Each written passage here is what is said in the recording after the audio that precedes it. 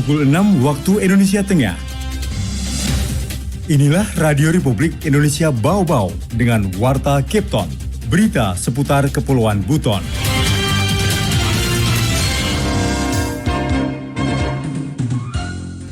Sebenarnya masih menyalahi sih sebenarnya. Kita di daerah cuma bisa menyampaikan keluhan-keluhan daerah ke kantor pusat. Kami sudah diberikan sebuah pekerjaan tambahan karena hanya kami yang pas untuk mengajukan anggaran pemotongan pohon yang ada di bau-bau ini.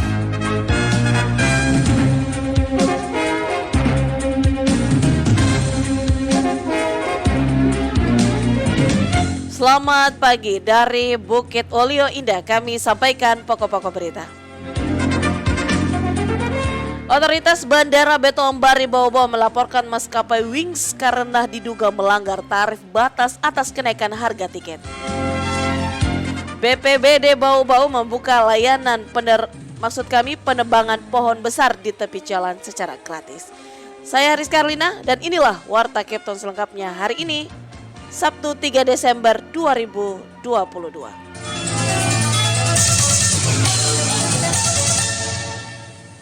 Sebelum kami sampaikan berita yang pertama, berikut update kasus COVID-19 di tanah air.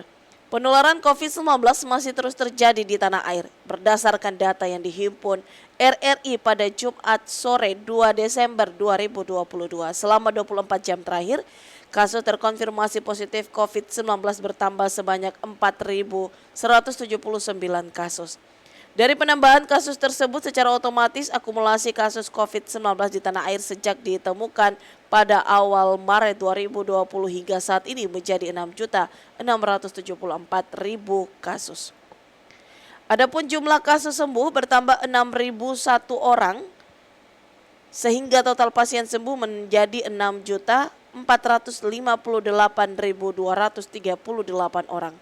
Sedangkan angka kematian akibat COVID-19 bertambah 37 orang, sehingga total yang meninggal menjadi 159.921 orang.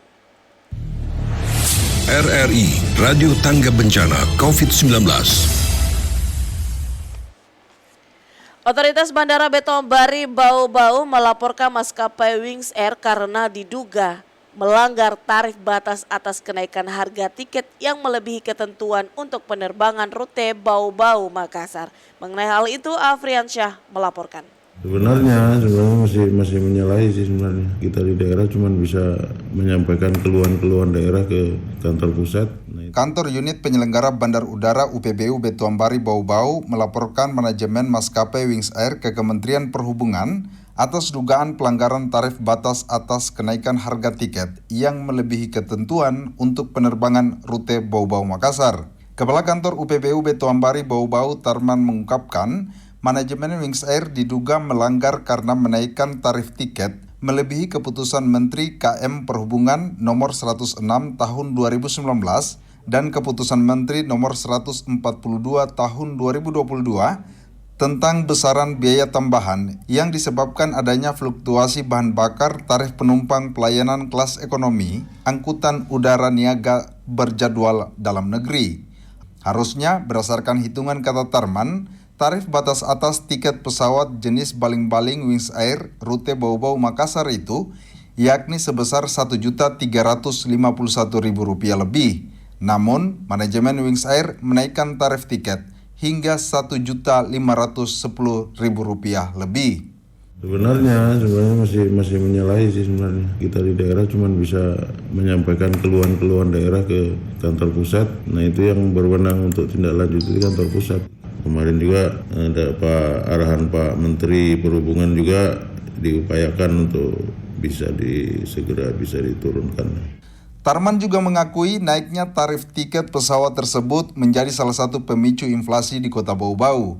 Karena itu, selaku penyelenggara Bandara Beto Ambari, pihaknya sudah berupaya menyikapi dengan melaporkannya ke Kemenhub agar ditindaklanjuti. Untuk saat ini, ungkap Tarman, maskapai Wings Air hanya satu-satunya penerbangan langsung rute Bau-Bau Makassar, sehingga masyarakat tidak ada pilihan lain jika ingin menggunakan transportasi udara menuju ke Bandara Hasanuddin. Tarman juga menambahkan pesawat milik Wings Air jenis ATR berkapasitas 72 orang tersebut melayani penerbangan dari Bau-Bau ke Makassar sebanyak 3 kali sehari, yakni pukul 6.30 waktu Indonesia Tengah, pukul 09.35 waktu Indonesia Tengah, dan pukul 15.05 waktu Indonesia Tengah. Reporter RRI Bau-Bau, Afriansa, melaporkan. BPBD Bau-Bau membuka layanan penebangan pohon besar di tepi jalan secara gratis. Layanan jasa tersebut sebagai langkah antisipasi berbagai kemungkinan pohon tumbang akibat cuaca ekstrim. Selengkapnya, Waode Nurliani melaporkan. Sudah diberikan sebuah pekerjaan tambahan karena hanya kami yang pas untuk mengajukan anggaran pemotongan pohon yang ada di Bau-Bau ini. Pohon besar dan lapuk di tepi jalan kerap menghantui para pengendara maupun pejalan kaki, apalagi saat musim hujan disertai angin kencang. Untuk meredam ketakutan tersebut, Badan Penanggulangan Bencana Daerah BPBD Bau-Bau kini melayani jasa pemotongan pohon besar di tepi jalan secara gratis. Layanan tersebut sebagai langkah antisipasi berbagai kemungkinan pohon tumbang akibat cuaca ekstrim. Kepala Pelaksana BPBD Bau-Bau Laode Muslimin Hibali mengungkapkan pihaknya mendapat tugas baru penanggulangan pohon tumbang bagi warga yang memiliki pohon berukuran besar dan sudah menjulur hingga ke badan jalan. Harap melapor ke kantor BPBD sehingga dilakukan pemotongan. Tak hanya berdasarkan laporan warga, personil BPBD Bau-Bau juga berpatroli dan siap menebang pohon yang sudah masuk kategori mengancam keselamatan pengendara. Memang saya lihat pohon banyak potensi-potensi bahayanya, utamanya di mobil-mobil kontainer. Itu mereka kalau sudah jalan di jalanan sekarang kontainer itu selalu menghindari itu berbahaya. Jadi mungkin sampaikan kepada seluruh masyarakat yang mempunyai pohon di depan rumah yang sudah menjulur keluar ke badan jalan, jangan marah, kami akan potong itu. Tetap juga kami minta izin. Tapi mulai sekarang kami sampaikan itu mulai mempunyai adalah tugas kami untuk menyelesaikan itu karena potensinya berbahaya. Muslimin memprediksi musim hujan disertai angin kencang berdasarkan data BMKG Bau-Bau dimulai pertengahan Desember hingga Maret mendatang. Untuk itu warga diminta selalu waspada saat melintas di jalan raya, apalagi kondisi cuaca buruk terutama saat melintas di area pepohonan. Muslimin menambahkan potensi pohon tumbang sangat rawan saat musim ekstrim, bahkan beberapa tahun terakhir saat musim hujan disertai angin kencang, pohon tumbang sempat memakan korban jiwa dan tidak sedikit kendaraan rusak karena tertimpa pohon. Untuk itu ia berharap warga berbesar hati saat pohon di depan rumahnya ditebang petugas BPBD demi keselamatan seluruh pihak baik pengguna jalan maupun warga yang melintas. Waode Nurliani, reporter Bau-Bau melaporkan. Anda sedang mendengarkan Warta Kepton, berita seputar Kepulauan Buton.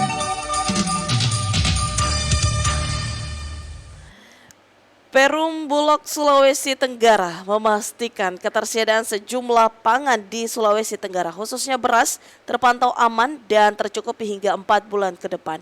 Kepala Perum Bulog Sultra Siti Mardati Saing mengatakan stok beras yang ada hingga saat ini mencapai 11.500 ton yang dapat mencukupi selama Natal dan Tahun Baru hingga Maret 2023. Kemudian stok gula pasir masih ada 100 ton, minyak goreng curah 65 ton, dan minyak goreng kemasan 350.000 liter. Dengan demikian, kata Siti Mardati, kebutuhan pangan di Sulawesi Tenggara masih akan terpenuhi hingga beberapa bulan ke depan.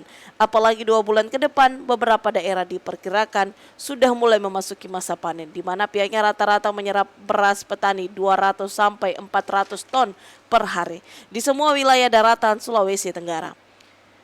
Dikatakannya untuk menampung stok beras tersebut, pihaknya telah menyiapkan sarana dan prasarana penampungan beras di semua gudang termasuk yang ada di daerah. Oleh karena itu dirinya meminta masyarakat agar tidak panik dengan adanya wacana krisis pangan global yang akan terjadi di tahun 2023. Selanjutnya kami akan mengajak Anda untuk mengikuti jurnal Pekan Olahraga Provinsi ke-14 tahun 2022 di Kabupaten Buton dan Kota Bau-Bau yang berhasil dirangkum oleh tim pemberitaan RRI Kendari dan RRI Bau-Bau. Jurnal Pekan Olahraga Provinsi ke-14 Sulawesi Tenggara 2022.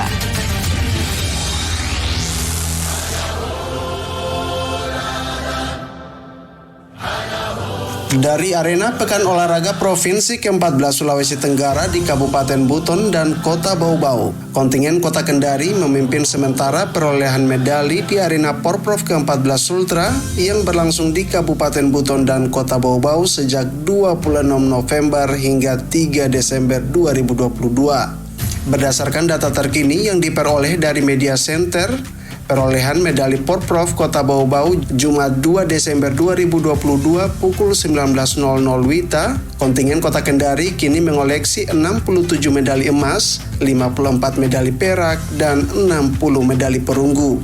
Sekretaris Dinas Kominfo Kota Bau-Bau Samsudin mengungkapkan, memasuki 2 hari terakhir ini, Kota Kendari dan Konawe Utara saling berebut di posisi teratas. Namun sampai Jumat sekitar pukul 19.00 WITA, kontingen Kota Kendari berada di urutan teratas atau terpaut jauh dari Konawe Utara. Dalam perolehan data di Media Center Bau-Bau, kontingen Kabupaten Konawe Utara untuk sementara berada di posisi kedua dengan mengantongi 62 medali emas, 54 perak, dan 47 medali perunggu atau telah mengoleksi 163 medali. Pada Porprov kali ini, kontingen tuan rumah Kota Bau-Bau masih berada di peringkat ketiga dengan mengoleksi 135 medali, masing-masing 47 medali emas, 38 perak, dan 73 medali perunggu. Sedangkan kontingen tuan rumah Kabupaten Buton untuk sementara berada di peringkat 8 dengan 15 medali emas, 15 perak, dan 25 medali perunggu atau total 43 medali. Menurut jadwal yang ditetapkan panitia, penutupan Porprov ke-14 Sultra akan dilaksanakan 3 Desember 2022 pukul 18.30 WITA berlangsung di alun-alun Kota Mara Bau-Bau. Upacara penutupan Porprov akan dipimpin langsung Gubernur Sulawesi Tenggara Haji Ali Mazi Sarjana Hukum.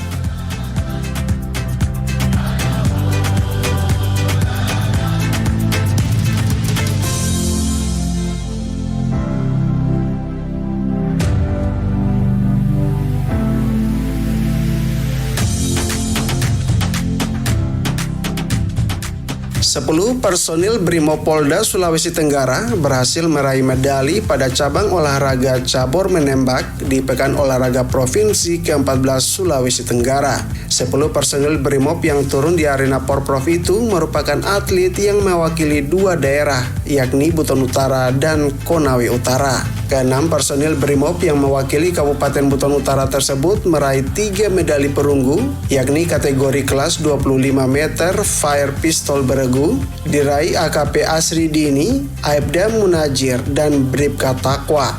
Sedangkan untuk kategori perorangan kelas 25 meter Center Fire Pistol diraih Bribka Takwa. Selain itu, peraih medali perunggu Beregu Big Bore kelas 10 meter diraih oleh Brigadir Harzak dan Bribka Sawal. Sementara itu, personil Brimob yang mewakili Kabupaten Konawe Utara seluruhnya memperoleh 4 medali, terdiri dari 2 emas dan 2 perak. Peraih medali emas kategori Beregu kelas Center Fire Pistol 25 meter diraih Bribka Rahmat Asri dan Perbakin Konut. Sedangkan medali perak kategori Beregu kelas Sport Pistol 25 meter diraih Bribka Rahmat Asri dan Perbakin Konut. Untuk medali emas kategori perorangan kelas Big Bore 100 meter direbut Bribtu Aldi. Sementara medali perak kategori Beregu kelas Big Bore 100 meter diraih Bribtu Aldi dan Brigadir Abdul Rajab.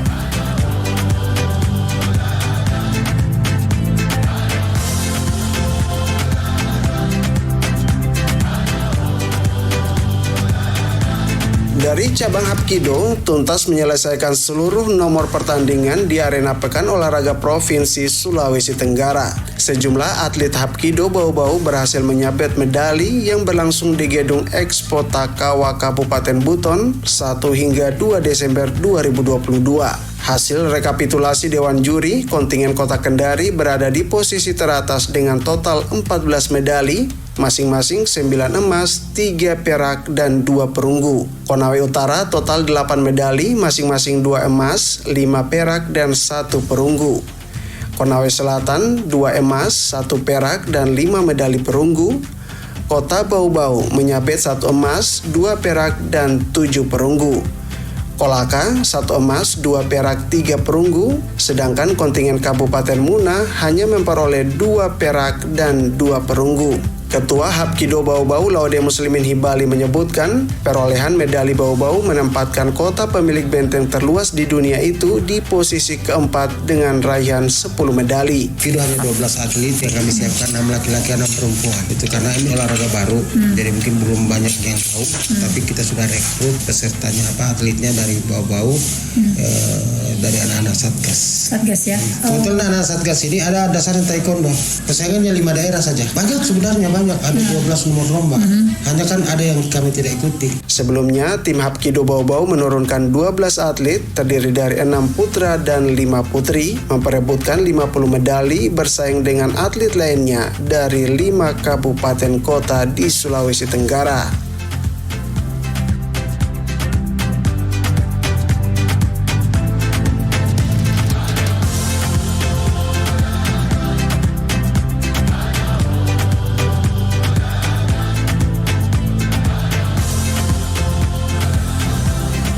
Kota Bau-Bau berhasil meraih posisi pertama perlombaan cabang olahraga cabur catur pada Porprov ke-14 Sultra yang berlangsung di Aula Palagi Mata, kantor Wali Kota Bau-Bau, 2 Desember 2022. Berdasarkan rekapitulasi medali, atlet catur Bau-Bau berhasil meraih 3 emas, disusul posisi kedua Kota Kendari dengan meraih 8 medali, terdiri dari 2 emas, 5 perak, dan 3 perunggu. Dan posisi ketiga ditempati Kabupaten Konawe Utara dengan 7 medali, terdiri dari 2 emas, 3 perak, dan 2 perunggu. Kemudian Kabupaten Kolaka meraih 6 medali, 2 emas, 2 perak, dan 2 perunggu.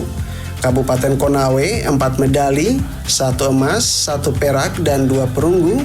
Kabupaten Muna Barat 1 emas dan 1 perunggu, serta Kabupaten Muna meraih 1 emas dan 1 perunggu.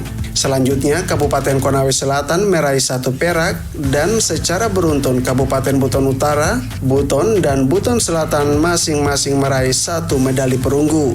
Wali Kota Bau-Bau Laude Ahmad Monianse ketika menutup lomba catur tersebut memberikan apresiasi atas kinerja semua pihak, baik pengurus pusat dan provinsi serta perjuangan para atlet selama Porprov digelar. Menurut Monianse, lomba catur Porprov Sultra yang dipusatkan di aula kantor Wali Kota Bau-Bau sekaligus menjadi momentum mengenang mendiang AS Tamrin yang juga sebagai Ketua Umum Percasi Sulawesi Tenggara. Sementara itu, Ketua Percasi Bau-Bau Idrus Taufik Saidi mengatakan timnya berhasil mengungguli atlet dari Kabupaten Kota se-Sulawesi Tenggara dengan merebut 3 emas pada masing-masing jenis lomba, antara lain catur kilat beregu, catur kilat klasik beregu, serta catur kilat perorangan.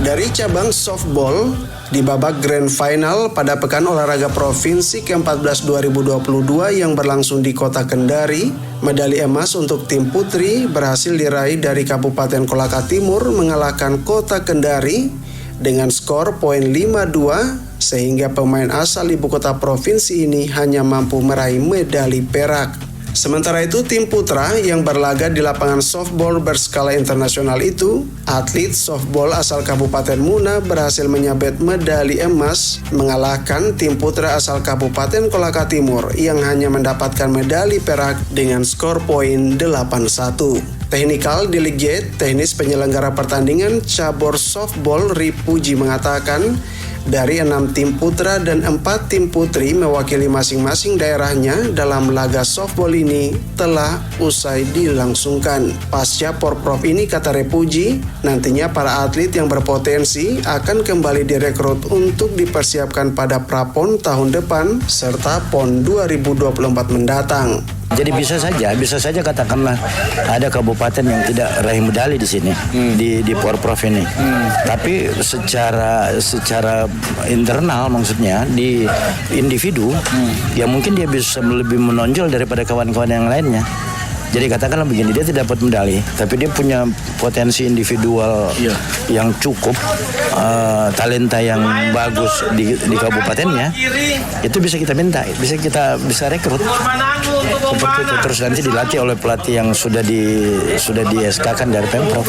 Repuji juga mengakui meski terdapat beberapa tim yang tidak meraih medali dalam kejuaraan ini, namun pihak Perbasasi Sultra akan merekrut setiap person atlet dari masing-masing daerah yang dianggap berpotensi untuk mewakili Sultra pada kejuaraan nasional.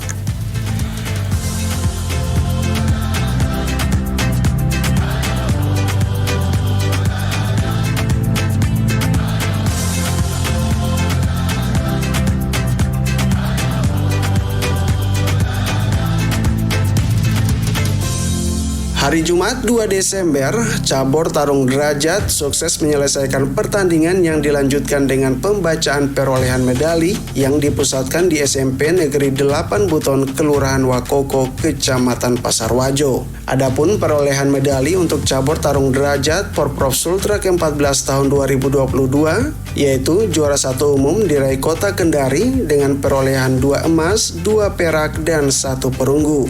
Juara 2 umum diraih Kabupaten Konawe Utara, 1 emas, 2 perak, dan 1 perunggu. Kemudian juara 3 umum diraih Kabupaten Buton dan Muna, masing-masing mendapatkan 1 emas, 1 perak, dan 3 perunggu.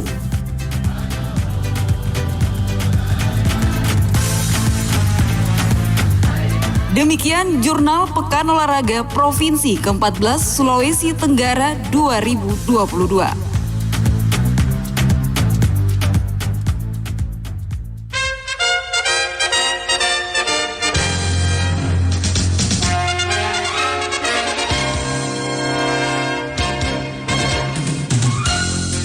Sebelum kami akhiri, kembali kami sampaikan pokok-pokok berita.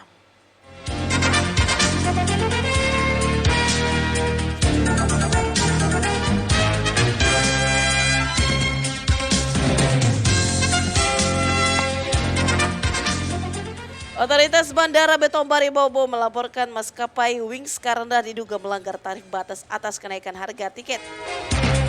BPBD Bau-Bau membuka layanan penerbangan pohon besar di tepi jalan secara gratis. Demikian Warta Kepton hari ini. Mewakili kerabat kerja bertugas, kami ucapkan selamat pagi.